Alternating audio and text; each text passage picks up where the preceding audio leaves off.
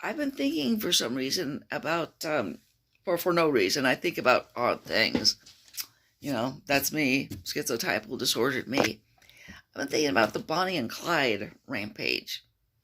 Okay, now, I wrote a manuscript for a book that's never been published called Murderesses as Poets. And one of the oddities of the Barrow Gang, the 1930s, is that nobody would remember them today if it wasn't for Bonnie Parker. And specifically, if it wasn't for Bonnie Parker's poetry. That poetry, together with some of those photographs they took that are kind of clownish, cemented their place in popular history. Now, the thing about Bonnie and Clyde is they were not Robin Hood types. They didn't rob from the rich and give to the poor. They were disliked by fellow poor people because they were poor people robbing from other poor people. The movie said they robbed banks. They did rob some small town banks, but usually what they robbed were mom and pop stores, gas stations, little grocery stores, things like that, which were owned and run by people who were just barely scraping by. And basically they stole the money those people needed to eat or survive.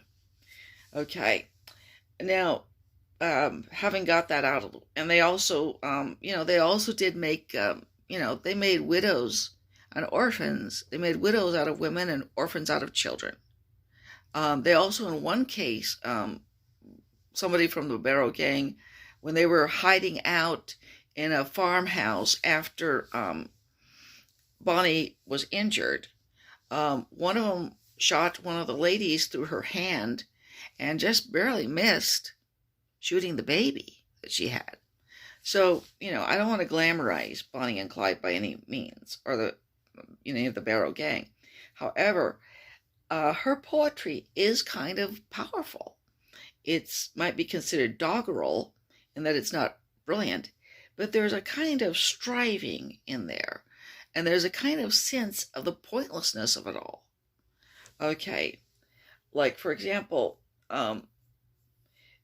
it says here, this road was so dimly guided. There were no highway signs to guide, but they made up their minds if the roads were all blind, they wouldn't give up till they died.